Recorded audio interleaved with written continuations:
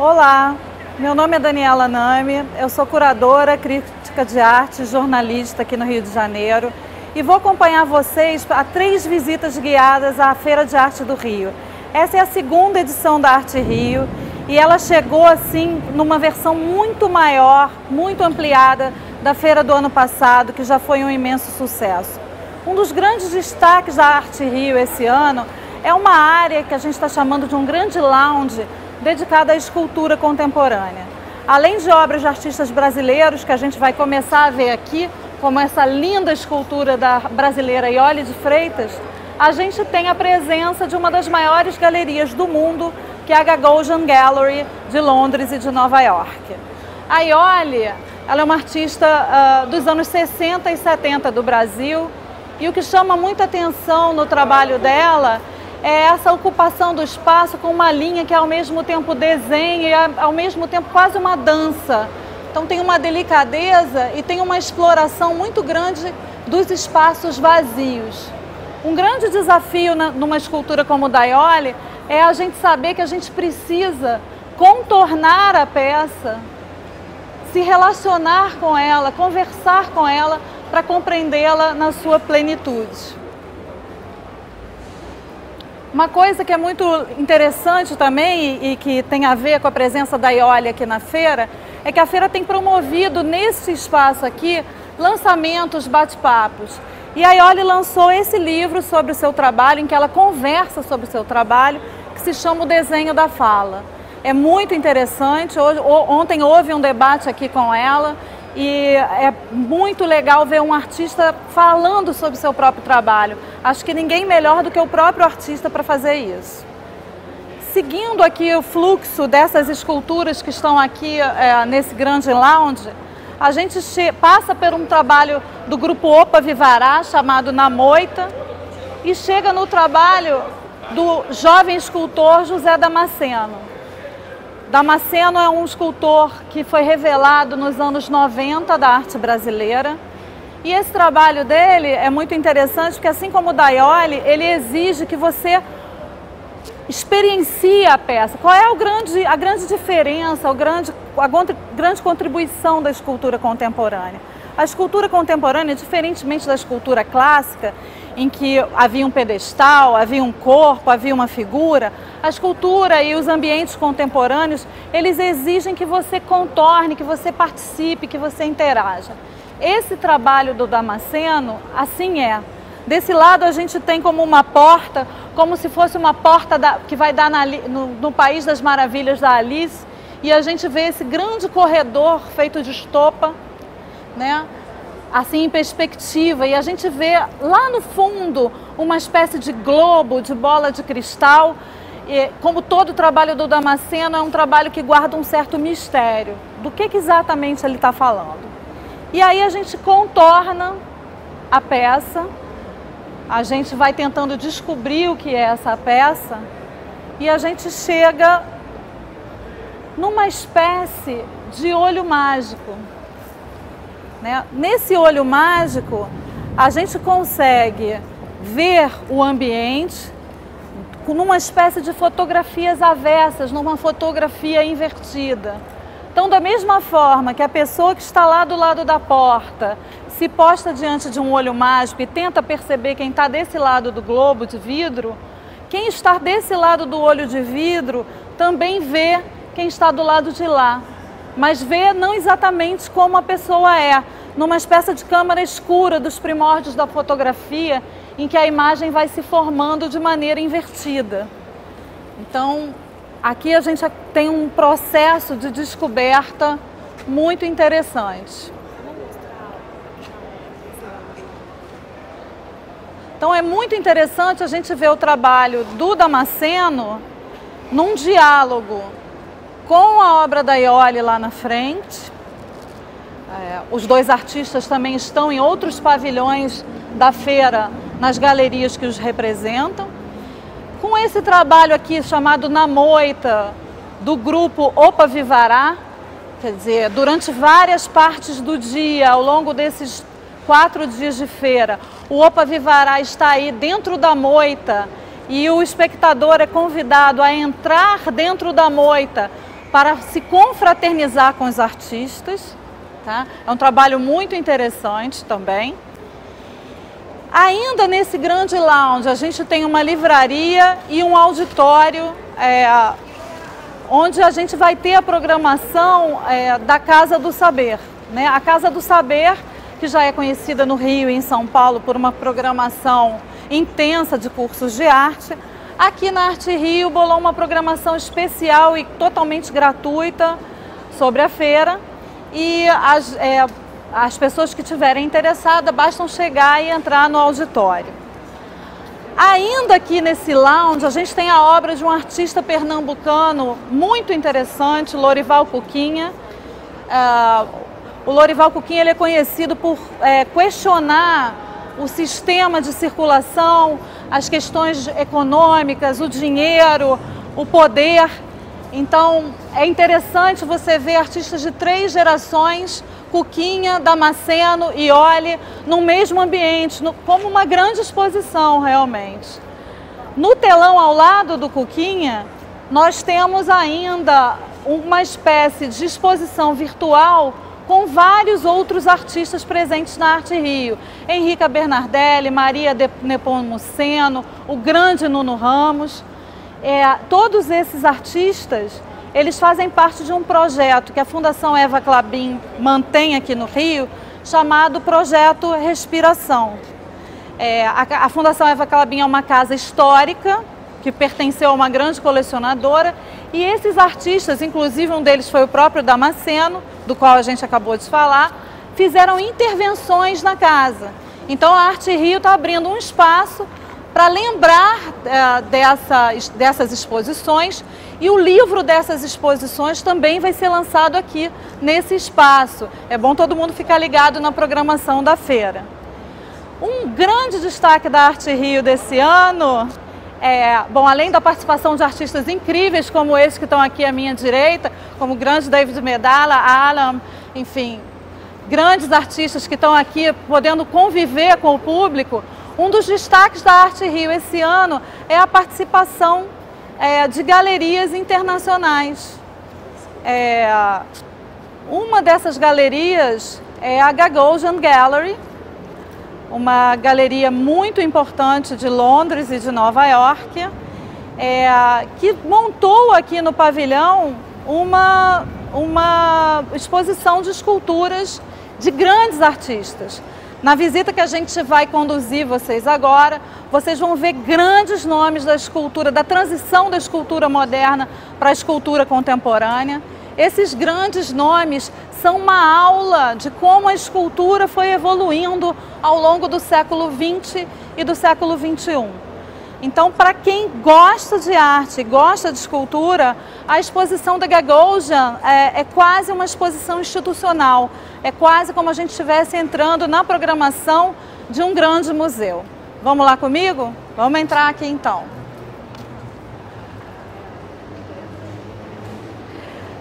Antes da gente falar das obras da Gagosian, eu queria conversar um pouquinho com uma pessoa que vocês precisam conhecer, a Brenda Valanzi. A Brenda é uma das organizadoras aqui da feira. E como eu estava dizendo lá fora, Brenda, uma coisa que é muito importante na feira esse ano é a presença das galerias internacionais. Exatamente. Isso é uma dos índices, digamos assim, de que a feira ampliou muito e que está ultrapassando essa característica de feira, né, se tornando uma marca, um branding que quer trazer arte para a cidade. Queria que você falasse um pouquinho disso para a gente, para os espectadores lá do Google, e depois, quem sabe, até acompanhasse a gente nessa visita. Com certeza. Obrigada pela presença de vocês. Bom, realmente esse ano a gente está muito feliz com a qualidade das galerias que a gente conseguiu, tanto brasileiras como internacionais, e não somente das galerias, está vindo muito colecionador de fora também. Então isso ajuda muito no intercâmbio da arte. Então a galeria de fora vem para o brasileiro comprar, mas também os compradores de fora vêm para comprar arte brasileira. Então o equilíbrio disso é muito importante para a gente e a gente está muito feliz com isso. Ah, muito legal. E como é que foi o contato com a Gagosian? Quer dizer, além da Gagosian, a gente tem, por exemplo, a White Cube. Queria que você falasse de outras galerias que estão aqui. e me falasse da importância de ter uma exposição como essa, que a gente vai conhecer um pouquinho daqui a pouco, disponível para todo mundo que entrar nesses pavilhões. Então, essa negociação começou há bastante tempo, desde a primeira edição que eu venho conversando com eles e, enfim, com o sucesso da primeira edição foi muito mais fácil convencê-los a vir, né? E o público se beneficia muito disso porque são galerias que têm artistas extraordinários e que podem trazer obras que estariam, inclusive, em museus do mundo inteiro.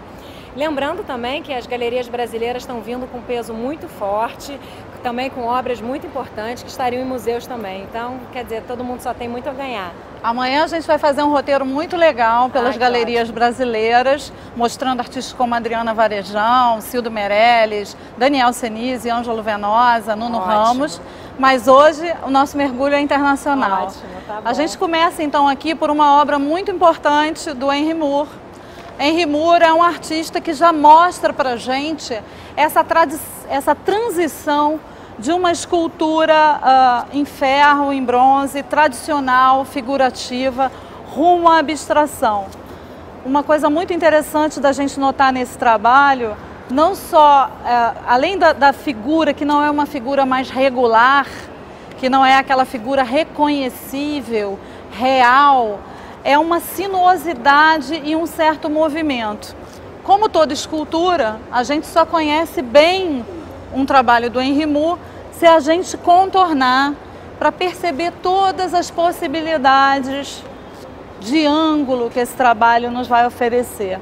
Então, uma coisa muito legal que eu gostaria de mostrar, de destacar para vocês, é, por exemplo, esse ombro dessa figura feminina.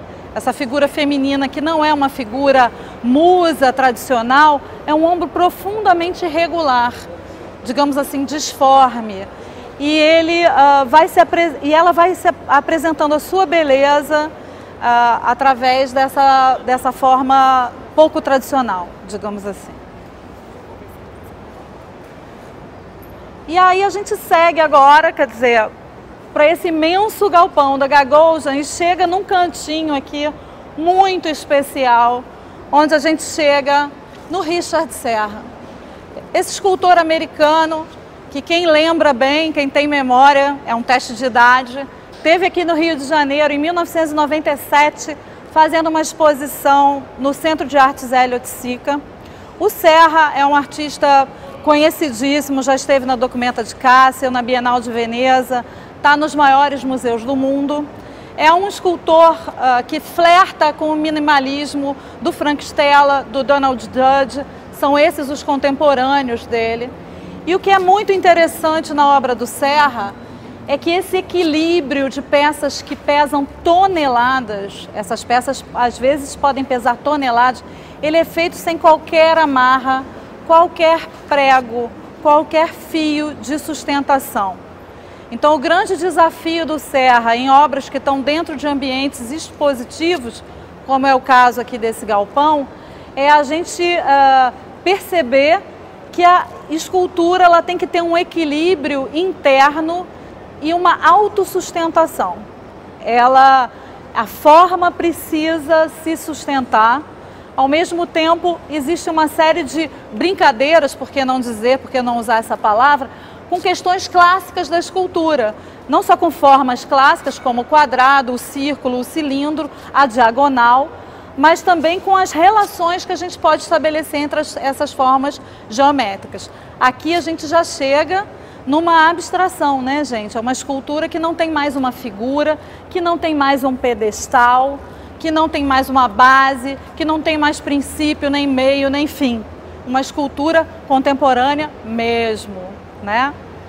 Nesse ambiente, a gente chega em outro papa da arte contemporânea, que é o Alexander Calder, um outro americano, um outro artista de máxima importância que visitou o Brasil, visitou o Rio e São Paulo.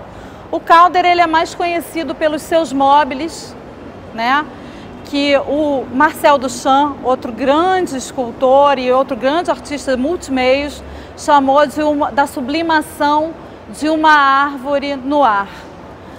Mas aqui a gente tem uma peça ainda de chão, digamos assim, mas que já mostra o caminho que o Calder vai fazer a partir dos anos 30, rumo a uma abstração e a uma geometria. Quer dizer, nos anos 20, embora ele fosse americano, o Calder foi morar em Paris e lá ele conheceu os surrealistas, os dadaístas e já começou a mudar uma escultura figurativa rumo a uma figura, digamos assim, pouco convencional, né? Uma figura que não é aquela figura tradicional em que se reconhece rosto, braços. Essa escultura dele nos anos 20, ela é feita de arame, única e somente, como se fosse um desenho no espaço. A partir dos anos 30, ele começa então a usar formas geométricas.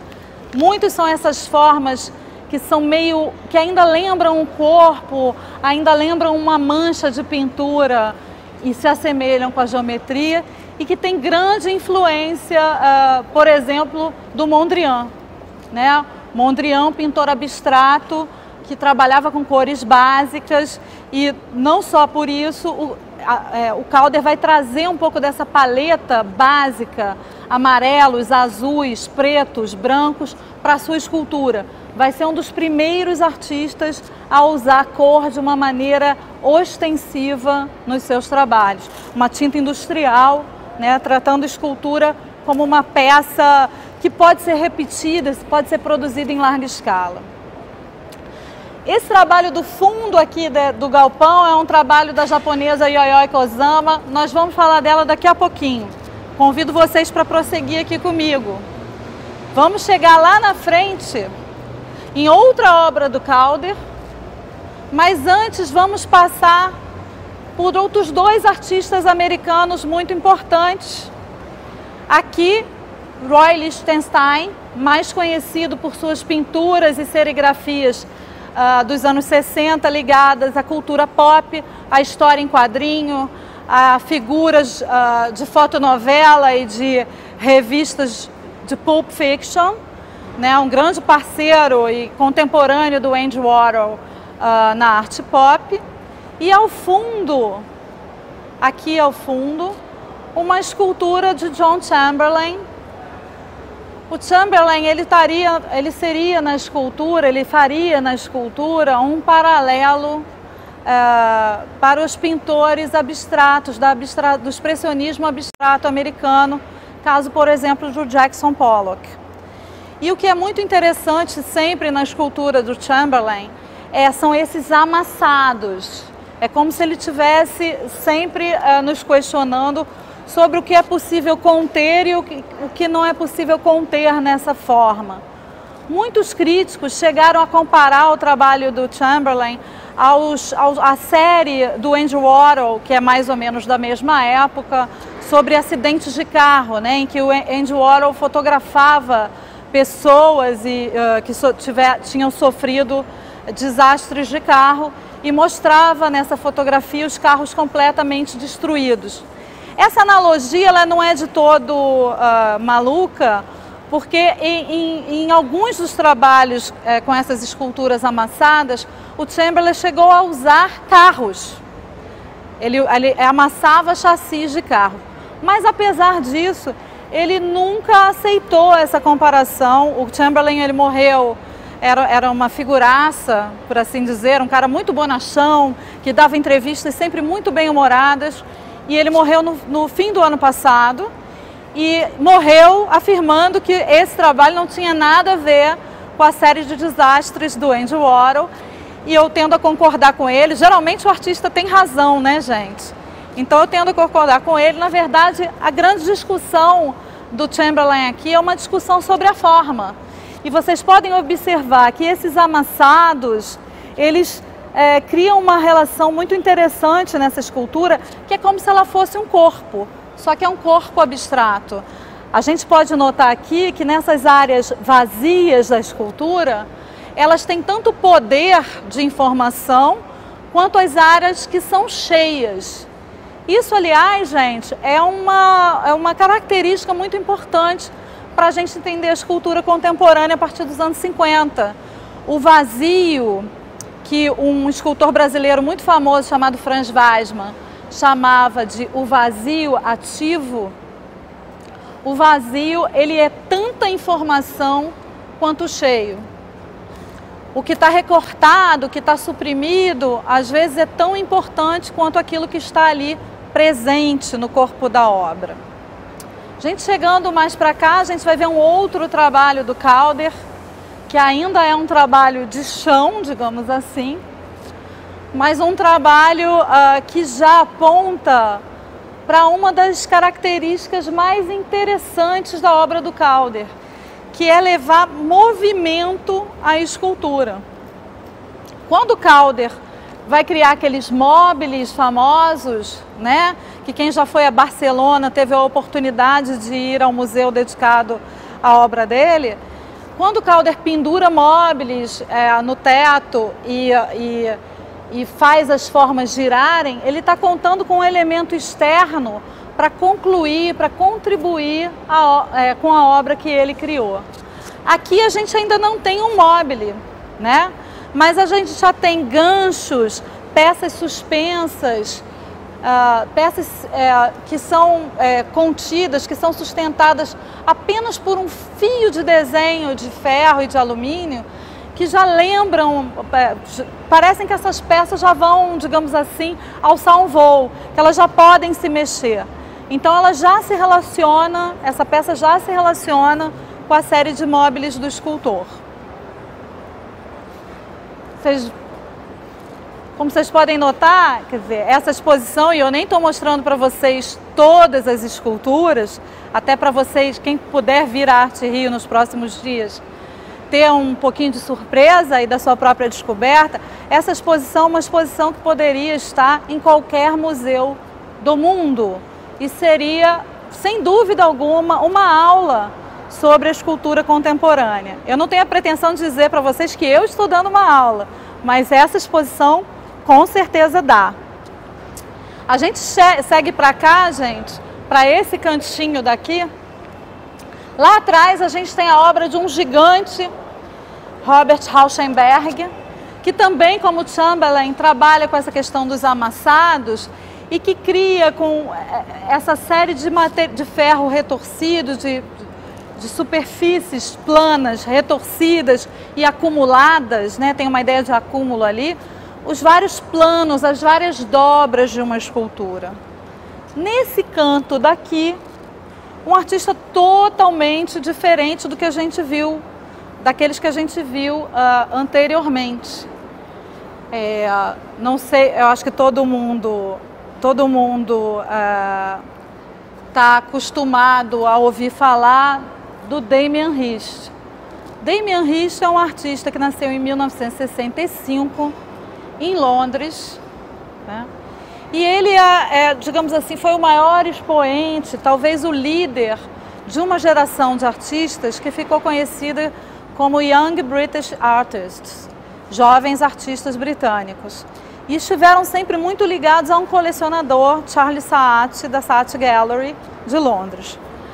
No ano retrasado, se eu não me engano, o Damien Hirst vendeu por 100 milhões de dólares um objeto escultórico que era uma caveira cravejada de diamantes.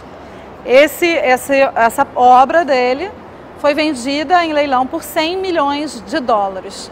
Aqui, nessa exposição da Gagosian, a gente tem uma obra que flerta com a pintura, flerta com o desenho. Ela não é exatamente uma escultura, mas nada na arte contemporânea é exatamente algo classificável, né? E que são prateleiras de diamantes. Aqui são Swarovskis, que não são diamantes propriamente ditos, mas já mostram um pouco dessa obra que está sempre lidando numa fronteira muito limiar, né, com a mídia, com o mercado, com o espetáculo, né, que é uma característica muito grande de certos artistas contemporâneos, e num sentido mais, digamos assim, cada vez mais distante da obra dele hoje em dia.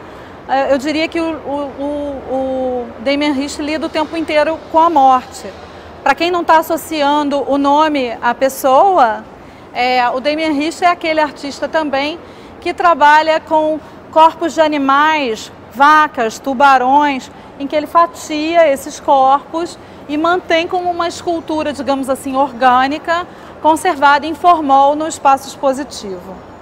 Vamos dar mais uma voltinha aqui por esse canto e ver mais de perto a escultura do Rauschenberg? Vou passar aqui para vocês verem melhor. Você vê que ela é feita, gente, de tanques de gasolina, em que ele vai destruindo, quer dizer, de certa maneira tem um diálogo com Chamberlain, que a gente viu anteriormente aqui. Então é um tanque de gasolina que ele destrói e que ele vai encontrando uma nova forma numa forma anterior. Então ele tem um efeito, digamos assim, da mão da morte, de uma forma que existia, né? E ele transforma essa forma numa outra forma. O que eu acho muito interessante nesse trabalho são os planos que ele consegue construir com um material muito simples, né?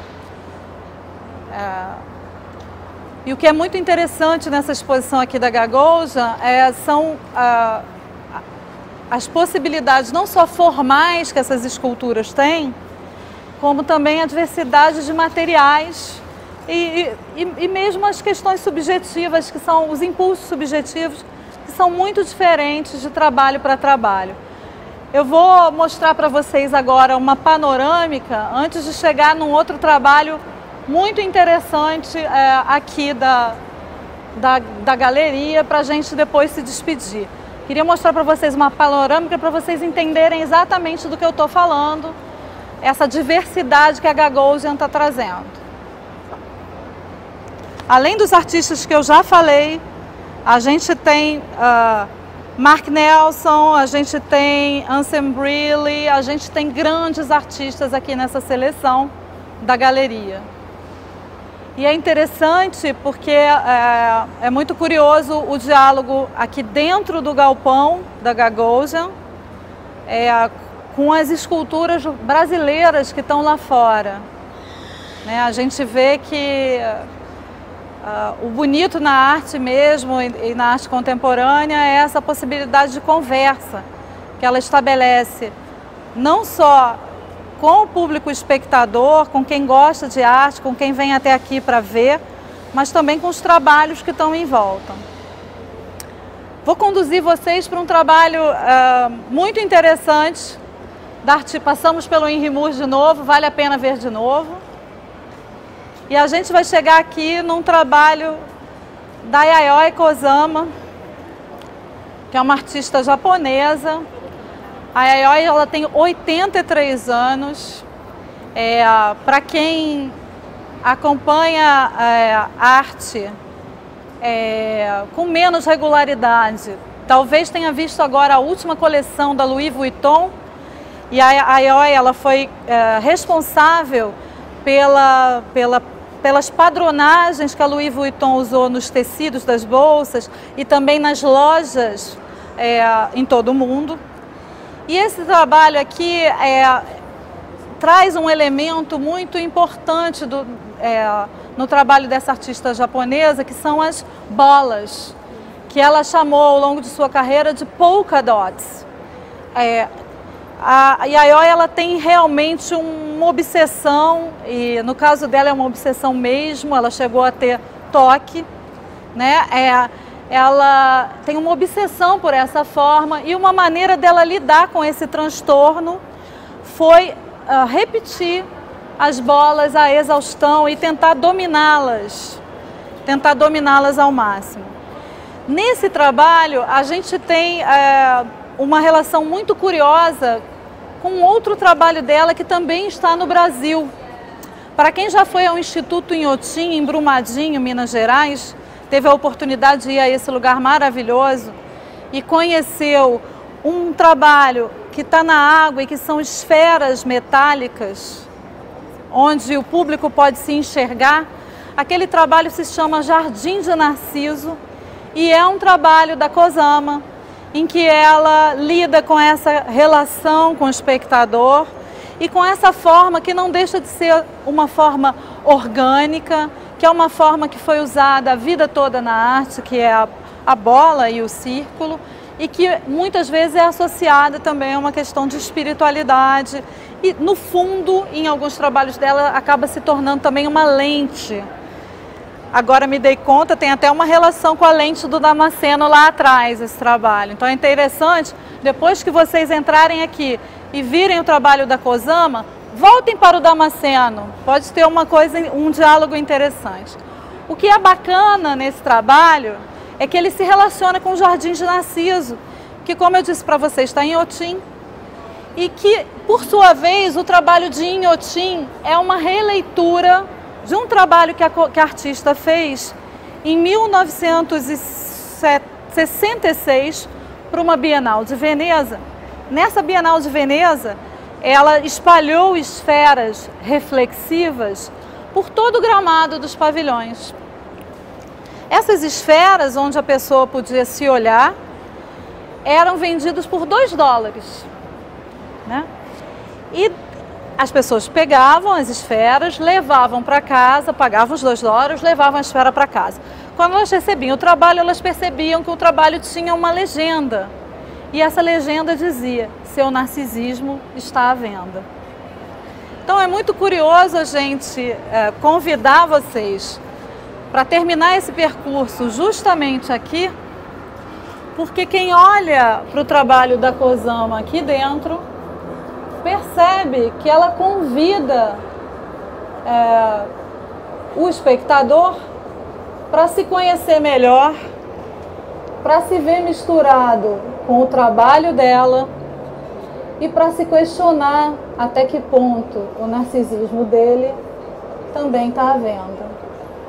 Esse foi o nosso primeiro programa aqui na Feira de Arte do Rio.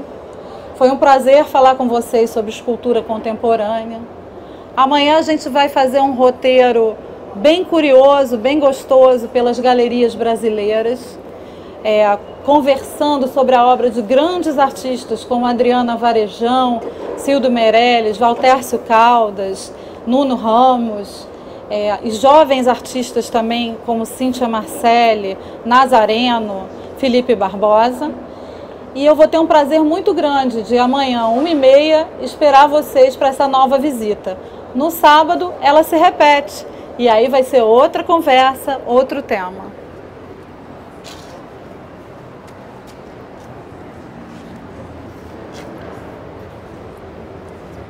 Espero vocês. Um beijo. Até lá.